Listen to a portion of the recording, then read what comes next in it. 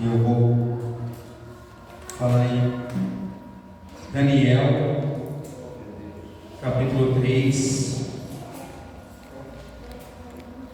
do verso 13 em diante. Luiz.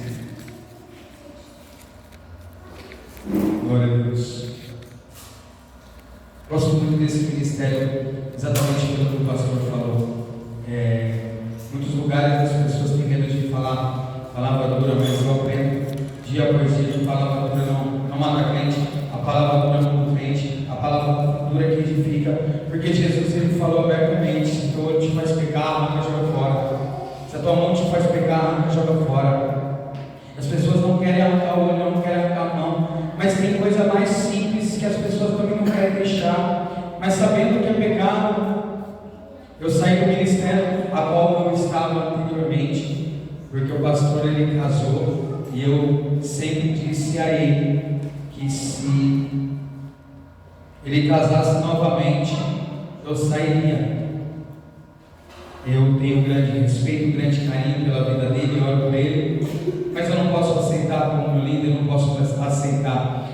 E nós temos que entender que a palavra de Deus ela não é para mim, a palavra de Deus não é para o pastor, a palavra de Deus é para a igreja, a palavra de Deus é para levar a gente para morar com Ele no céu. A palavra de Deus ela vai dar direção para como nós devemos andar na terra. A palavra de Deus ela vai dizer como nós devemos nos comportar. Nós temos que ter comportamento como cristão, nós temos que agir como cristão, pensar como cristão, falar como cristão, mas não é somente dentro da igreja. Não adianta eu me comportar aqui como cristão, mas em casa eu sou um mau testemunho. Não adianta eu me comportar aqui como cristão e na rua eu dar um mau testemunho, na empresa eu dar um mau testemunho, eu estar na roda dos escarnecedores.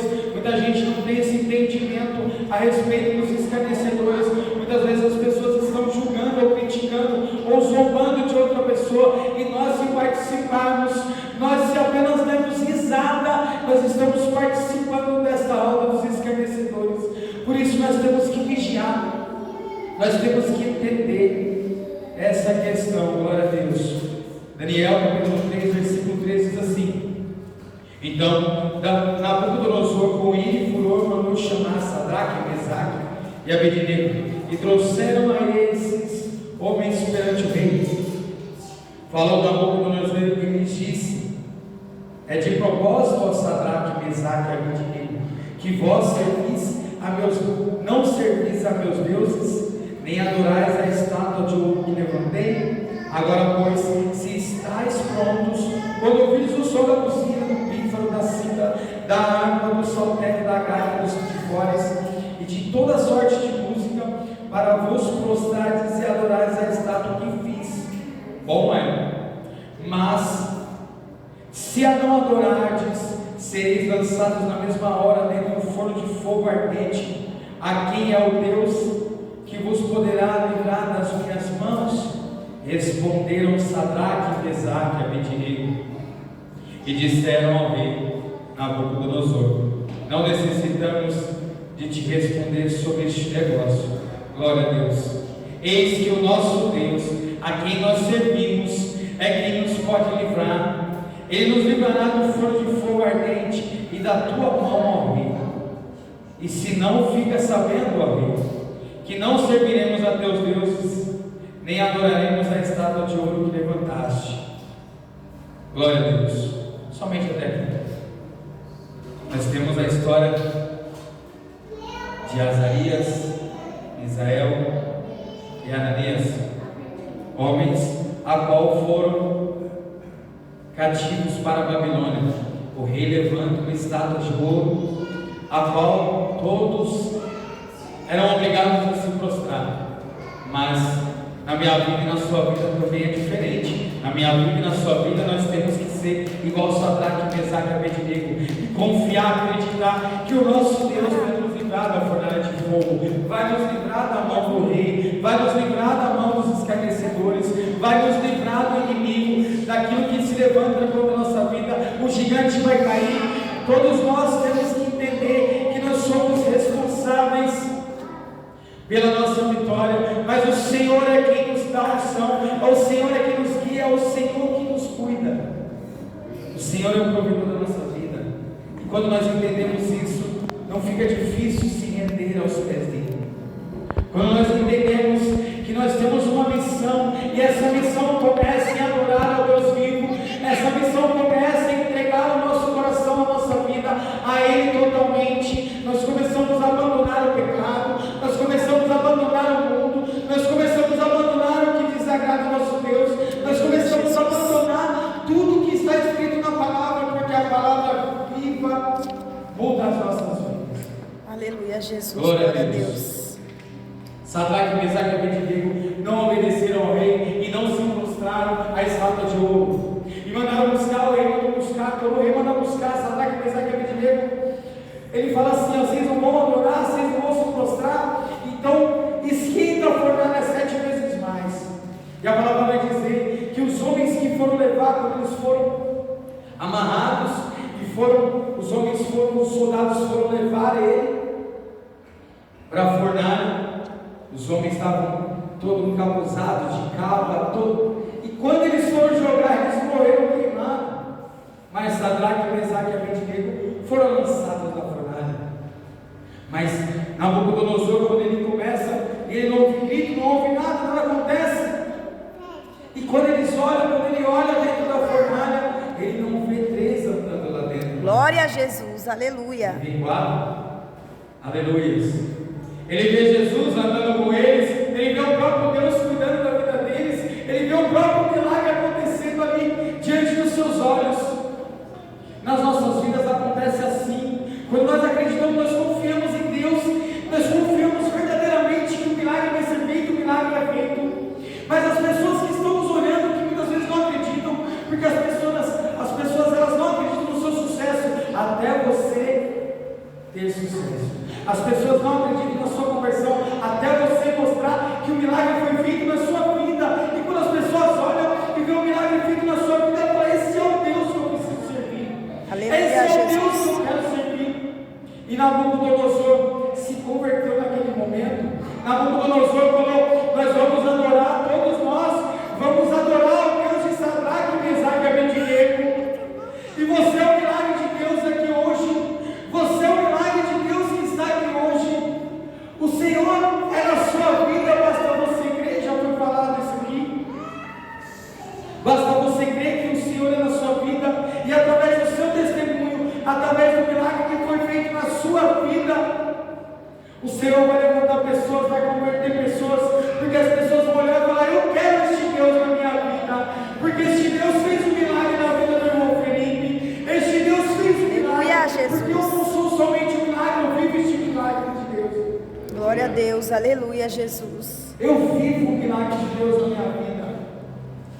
Cada passo que eu dou, eu tenho um milagre para contar, eu tenho tantos testemunhos, antes e depois de eu me converter, porque o Senhor me guardou, porque tinha um plano na minha vida. Muitas vezes eu passei pela morte, eu vi a morte chegando, mas o Senhor me guardou, porque Ele tinha um plano na minha vida. Aleluia, Jesus. O Senhor, Ele tem um plano para cada um de nós. Basta nós entendermos que nós temos que entregar totalmente a Ele o nosso caminho, a nossa direção. Ele vai traçar os passos, nós damos o passo, Ele faz o caminho. Aleluia, glória. E nós temos que dar o passo. Não adianta eu falar que eu não consigo largar algo se eu não tentei, se eu não abandonei. Eu tenho que fazer a minha parte, o Senhor vai me abençoar, porque eu estou lutando para isso. E tudo que a gente não consegue sozinho, pedimos ajuda e Ele vai nos libertar, Ele vai nos curar. Aleluia. Das palavras, dos pensamentos. Eu não sei qual é o seu nome, não sei qual é o que você passa, quais são suas lutas, mas o Senhor sabe de tudo.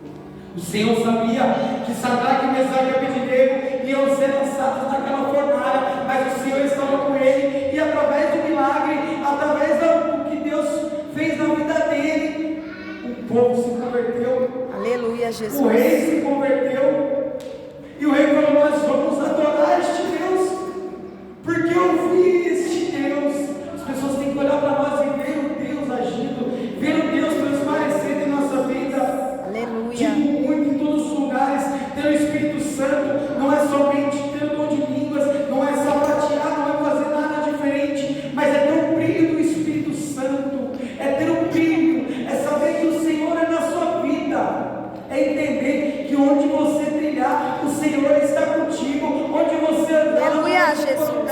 Deus está contigo.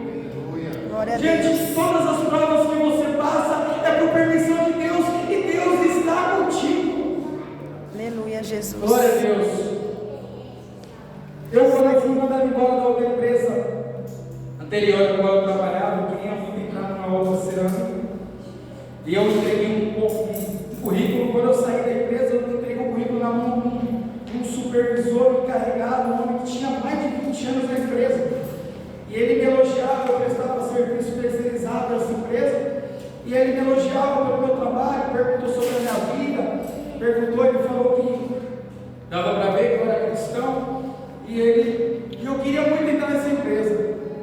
E eu entreguei o currículo na mão dele e falei: me ajuda se o senhor puder. Mas Deus faz todas as coisas e sabe de tudo. Ele falou: amém. E eu vou ver o que eu faço. Na mesma semana me ligaram marcando uma entrevista.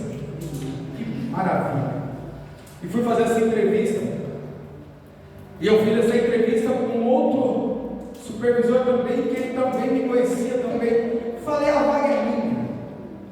Aleluia. A vaga é minha. Eu estava muito confiante, eu subia um monte e eu já estava agradecendo. Muito obrigado, Senhor, porque eu sei que o Senhor está trabalhando. Muito obrigado, Deus. E aí, ligou uma moça dessa empresa, minha esposa atendeu, e a moça, e ela falou assim: ó, é da empresa, eu peguei o telefone já, o coração acelerou. Quando eu peguei o telefone, a moça falou assim: Felipe, é sobre a vaga a qual você fez a entrevista. Estou ligando para te comunicar, o coração acelerado, que a vaga foi preenchida, mas você não foi selecionado. E seu currículo permanece com a gente, numa nova oportunidade, numa nova vaga, a gente entra em contato com você. Eu não sei o que aconteceu, meu mundo caiu. E eu achei, eu ajoelhei, eu falei, eu não tinha mais palavras, falei: tá bom, obrigado, desliguei, fechei a porta, a cara falando: me conta, eu falei: só um minuto, eu chorei aos pés do Senhor.